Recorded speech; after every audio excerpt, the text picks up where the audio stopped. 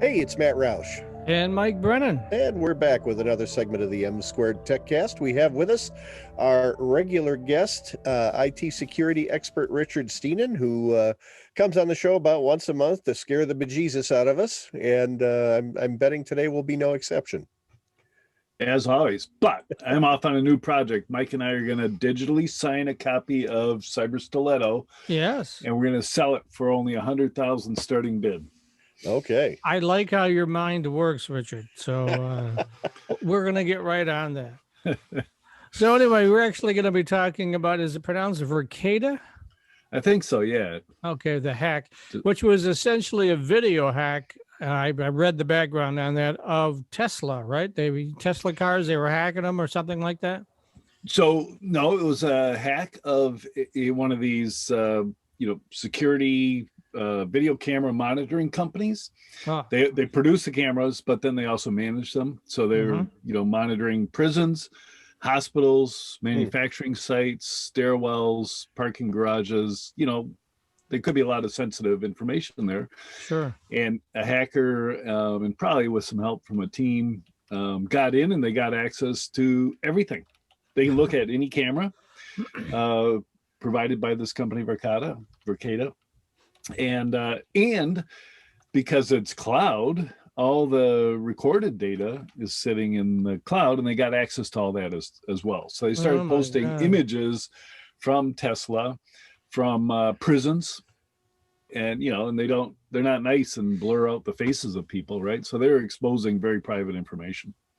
Wow, that's one of the reasons that I'm not real keen on having security cameras in the house, for that very reason. Because if a hack goes down, talk about privacy violations, right?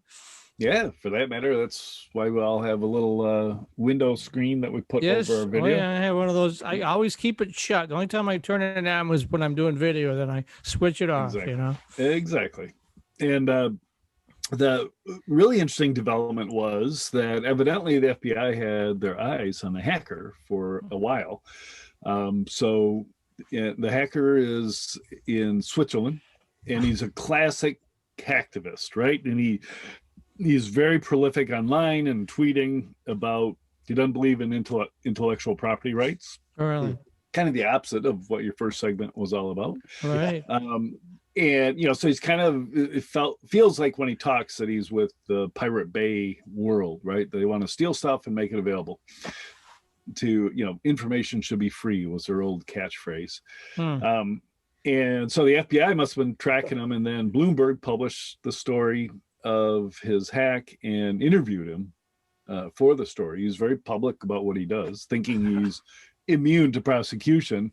Well, what day is today? So last week, the FBI indicted him with the help of the Swiss police force. And there's, getting him on all sorts of computer abuse and, conspiracy and all these things. It's going to be. So is he being extradited to the U.S. then, or what? I'm not sure if Switzerland will go that far, but it means he'll never travel to a extraditable country, right? That's for sure. Yeah, they'll grab him immediately. So you don't think he'll be doing any Miami Beach vacations? Of course, Miami Beach is kind of crazy right now anyway. So yeah, that's a place to avoid at the moment, certainly. Yeah. We're landing Newark because for some reason the FBI catches a lot of Russian hackers, induces them to come to Newark. And I hate the Newark airport. It's the craziest thing. I don't know if they fixed it up, but I remember that airport as being as bad as the Detroit airport used to be before they opened the McNamara terminal. It's just awful. Yeah, totally agree. And the hardest to get to. It is the closest airport to Manhattan, though, if you're going to Manhattan. So Yeah, it works. Okay. So it's the hack has gotten a lot of interest from the world of IoT security, Internet of Things security, which you guys know well, because Mike, you do a conference every year on that subject. And there aren't a lot of hacks that get real public attention like this, especially from the FBI. Up till now, we've all looked back to the Mirai attack, which used a worm to infect CCTV cameras. Once again, mostly baby monitors, consumer products. Oh, geez. And use those machines to do DDoS attacks on other players in some online game. So it would slow down their actions so their adversaries could beat them in the game. And it, it practically took the internet down. There was so much traffic. Some people just have a lot of time on their hands, apparently. So that time as much as different interests, right? They get it's certainly for this guy in Switzerland, Tal Kamen, I think his name is. They obviously got a thrill out of doing this kind of thing. And his specialty was hacking code repositories like GitHub, and finding vulnerabilities in the code or changing the code. It's a real world game for hackers and hacktivists. The other thing I see is more and more stuff coming out about SolarWinds. What's the latest on that? I think I saw something a few days ago where they bored right in and figured out who the bad guys were or something like that, right? Yeah, the consensus is built that it's definitely the SRV in Russia. But there's been follow-on attacks because now that we know the exploit and the vulnerability, China has been accused of accessing some of those customers of SolarWinds and using that backdoor for their own purposes. And of course, SolarWinds occurred at the end of 2020. I just finished the manuscript for the next edition of Security Yearbook. Oh, so cool. Yeah, that press release is going out Thursday, so you guys have the heads up. And but as you think about 2021, what am I going to write about for the next edition? And for sure the attack on Microsoft Exchange servers, definitely as big as SolarWinds, certainly more disruptive because Microsoft Exchange had 4 or 5 zero-day vulnerabilities in it. The attackers, once again suspected to be Russian, discovered those vulnerabilities, and they proceeded to just compromise every Microsoft Exchange server that was on premises. And kind of to the tech community, it was kind of a shock to discover so many organizations still had email servers sitting inside their data centers. Over 100,000 were compromised. And you can find them just by doing a scan of the entire internet, and they put a web shell front end on every single email exchange server, so anybody can get into anybody's corporate email system. They can change emails, they can send emails as somebody inside the organization, or if it were your small bank who's hosting an exchange server, which probably includes them, you could get emails directly from your bank. You wouldn't be able to tell that it was phishing software or something that was going to infect you with ransomware. So and from now on, basically, you can't trust any email that comes from a corporation unless you know that they're using Office 365, which is where most people have moved their corporate email now. One thing I also wanted to ask you, there was also a warning from the FBI's cyber division last week about colleges and universities being juicy targets for ransomware.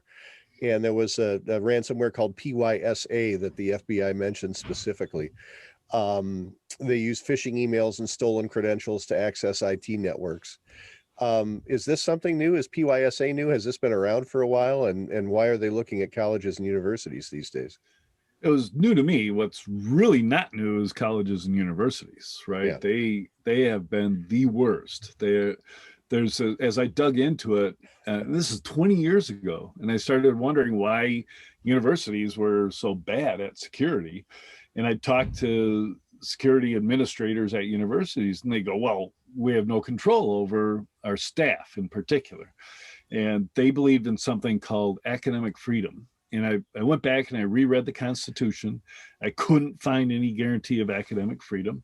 It's just a loose thing, meaning you can't control what a professor does on the internet. Well, once they get tenure, yeah, right. It's difficult. Yeah, right. Even then, they'll just say, "Oh, you're trying to censor me, etc." So I'm going to browse to all the dangerous sites out there, anyways.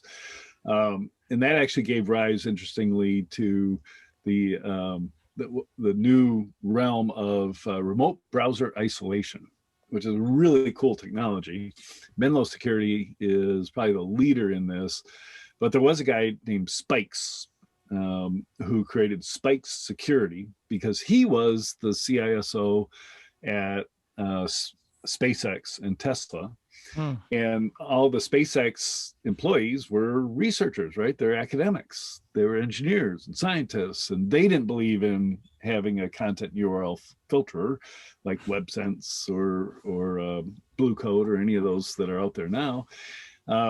So he had to develop a proxy, and they would have a video connection to the proxy, and then the proxy server would do their browsing for them. And all they would see on their screen would essentially be a video reproduction of web pages, which there's no way code could be injected through that attack. And it's, pretty cool way to protect people from browsing. Interesting. Well, we got about 2 minutes left, so this is where you can talk about your latest edition of the Security Yearbook. Go ahead. Yeah, I'll squeeze in this 2 minutes. What's going to turn into a 45-minute book launch as I talk about the new book, which has got a new cover, of course. Oh, very nice. So it's going to be, probably 400 pages this year. I've added a total of 300 new vendors to the directory. And then the history, I updated it for the year. A lot happened last year.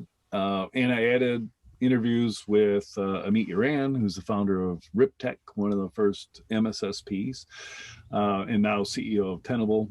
And then I interviewed Renaud Duraison, who is the originator of Nessus, the big vulnerability scanner everybody uses. I'm very excited because now I've been tracking all of the vendors in the directory for years. So I've got how much they grew and how much they shrank in 2020, which I put in the directory, a little percentage number. So now you can tell immediately if a vendor is doing well or not by looking at the numbers that I present. So just, quadrupled the value of the directory. And it's only available at www.it-harvest.com/shop. And it costs how much? So the current version has been discounted to $16 as I launched the new version, which is $54. Okay. Additional four-year students love Lawrence Technological University's thriving campus life, but LTU has always met non-traditional students' needs too. Lawrence Tech offers over 100 degree and certificate programs that can get adult students started or back on track. And most of our classes are conveniently offered evenings at our beautiful Southfield campus or online, so you can balance your social, family, and work life even while you power up your career. Lawrence Tech, where Blue Devils dare.